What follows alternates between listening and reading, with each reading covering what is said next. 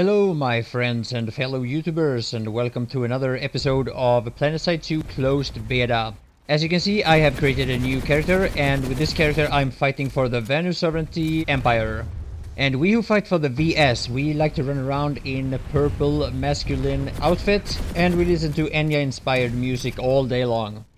And now there has been a lot of discussions about the different empires, the different weapons, the different vehicles, and what race is, what empire is actually the strongest one. But I can't really tell yet. What I will say about the Vanu is that your weapon is probably the easiest one to handle, especially in close combat, and that is because you have a very high fire rate and you have very little recoil. However though, if you compare it to the NC, you will do way less damage for every bullet. And when it comes to the Terran Republic, I have not yet played that empire, so I can't really tell. I haven't looked into it too much, but I'm sure there are some differences, some benefits and some drawbacks. And right here I'm playing a little bit as a one-man army, which is something I do not recommend in this game at all. You do want to squad up, and I'm gonna do that later. But yeah, I just want to feel the purple haze a little bit before I get into a squad. Now, the class I'm playing in this little gameplay here is Light Assault, and even though I'm not using the jetpack to fly around at all, this is probably my favorite class. Doesn't matter if I'm NC or VS. I don't know why, I just like it. This facility now belongs to the VS. One of the problems with Light Assault is that you can get yourself to places where the other classes cannot reach because of the jetpack, and this is gonna get you pretty much alone, at least in the early stages when you're launching an attack towards some of the enemy bases. But it's so worth it. So now I just want to show you real quick how to get started with this game, and first off you need to create your character. For every character you create, you decide for what empire you are going to fight. These are the three ones. In short, they are called VS, NC and TR. And then you need to pick what server you're gonna play with this character, and I am currently playing on Chaldean. Well, actually I'm not, but when I recorded this video I was. Anyway, so next up we have the different classes, and I want to start with the sniper class because it's the one on the top. It's called Infiltrator in this game. Even though I said that the weapons in this game are quite similar in the different empires, that does not go for the Infiltrator or the sniper class. Because as a Vanu or Terran you have a semi-automatic sniper, but as an NC you have a bolt action. What is the same though is your class ability, which is Cloak for the Infiltrator, and I'm sure you can understand the usefulness of cloaking, but remember you cannot fire while cloaked. And as long as you have access to one of these terminal-ish things, you can just switch class however you want. It's not like in other games where you have to actually spawn after you're dead to switch class.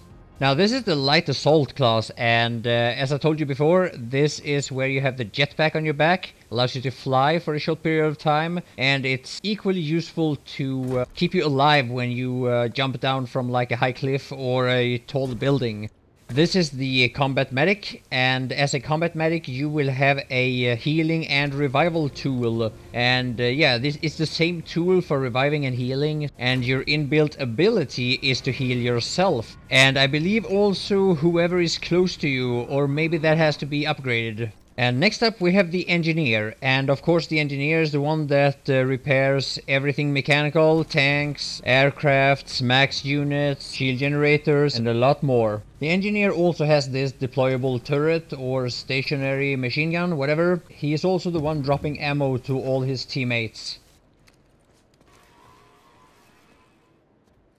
The Heavy Assault class is the anti-vehicle class, and you will have a rocket launcher with this class. Now luckily in this game the splash damage of the rocket launcher is not that great, so you are not gonna be very effective against infantry with it, unlike some shitty games I played before. The class ability for the Heavy Assault is this shield. You see that green shimmery light there? Remember that with the shield activated you will run slower. You can also equip a max unit in this terminal. It will cost you 200 catalysts, I believe this is, and I am very unfamiliar with the max unit. They are not a unit that appeals to me. It seems rather, in my opinion, boring, even though, and overpowered. I believe they will be balanced in the future, so I'm not going to get into it too much. Now, one thing that people seem to forget is that when you buy upgrades using certificates, you need to equip them here in one of these terminals as well, otherwise they will not be attached to your weapon or your suit or anything else for that matter. So don't forget that. And this is what the Vanu reflex sight looks like, and I gotta say, I prefer the NC, and as a Vanu I only go with the iron sight, and when you see this sight you probably know why. But I'm pretty sure that a lot of people like it, so it's a matter of taste and opinion, and I'm gonna leave it at that.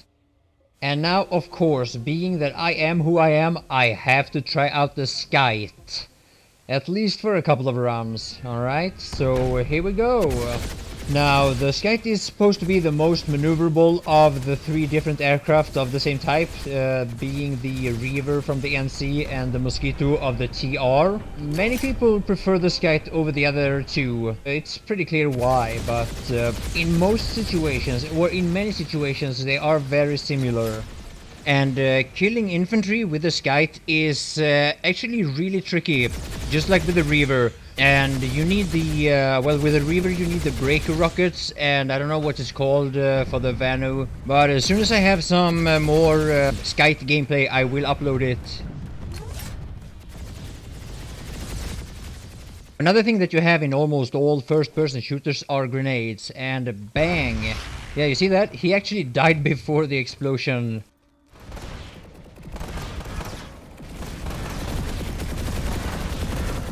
Now, one of the things I want to say about the Vanu is that they are probably the weakest class at range, and yeah, shooting ahead of the guy there with a Vanu weapon, pretty unnecessary, I believe, because the bullets or beams travel pretty fast. But again, range, yeah, compared to the NC, the Vanu weapon do not do much damage at range, so in this situation, it calls for the sniper, so let me try it out.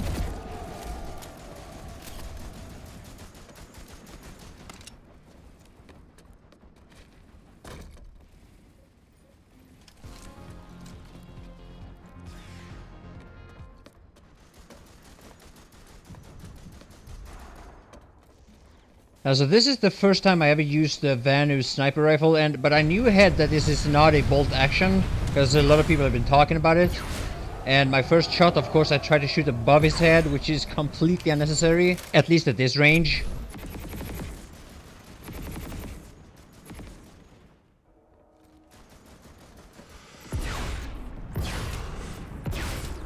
Okay, so that was not enough to kill him.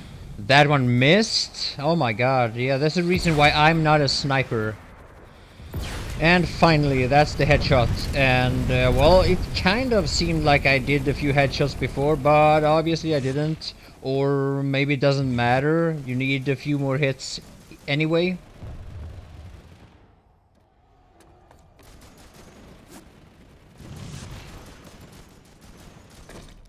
So anyway, I ran over to this position to see if I could get a better view. And after picking up this guy here, obviously took 2 shots, I was attacked by a Reaver with breaker rockets. Check this out.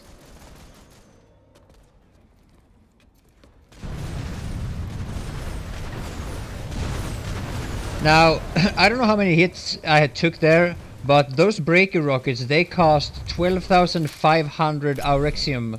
A spawn control unit is back online. And okay, so they probably wasn't direct hits, I get that, but still, the definition of underpowered aircraft, I'm just saying.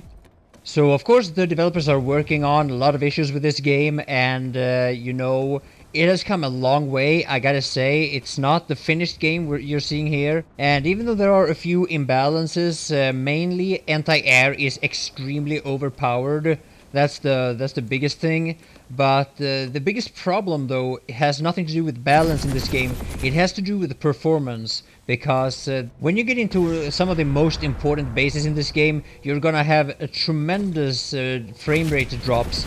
Unless you have like the absolute top line computer that is existing today. I really hope this is going to be fixed, you know, as soon as possible. Preferably way before the game is actually launched. So that sums up this episode of Planetside 2 Beta, and I hope you enjoyed it. Please stay tuned for more content, and bye for now.